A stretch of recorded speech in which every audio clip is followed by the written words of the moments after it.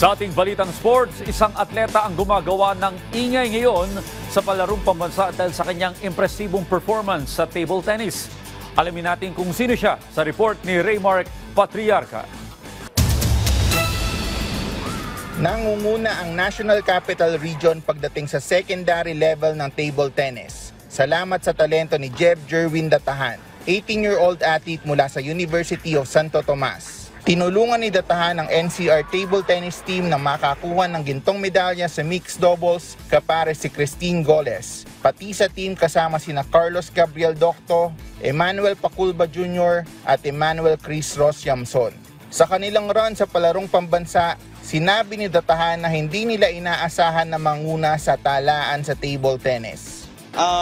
Actually, hindi talaga kami nag-expect kasi alam talaga namin na may mga magagaling din talaga sa ibang regions. So, we just did our best na yun, manalo kami. Si Datahan, na team captain ng UST Juniors Tables Tennis Team, ay matagal nang napahinga sa palarong pambansa. Huli itong naglaro noong elementary boys taong 2018 sa Vigan, bago magbalik ngayong taon kung saan huling beses na rin niyang maglalaro sa nasabing multi-sport event. Kaya naman mahalaga para kay Datahan na makapag-uwi ng medalya para sa kanyang huling taon sa palaro.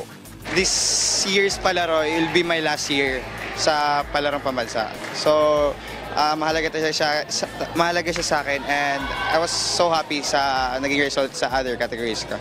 May pagkakataon pa si Jeb Jerwin para makapagdagdag pa sa kanyang medal haul. Sa secondary boys single ay isa sa namumurong makapag-uwi ng ginto ang rank 501 sa World Table Tennis. Matapos nitong walisin ang kanyang mga nakatunggali sa unang araw ng singles match sa palarong pambansa. Raymark Patriarca para sa Atletang Pilipino para sa Bagong Pilipinas.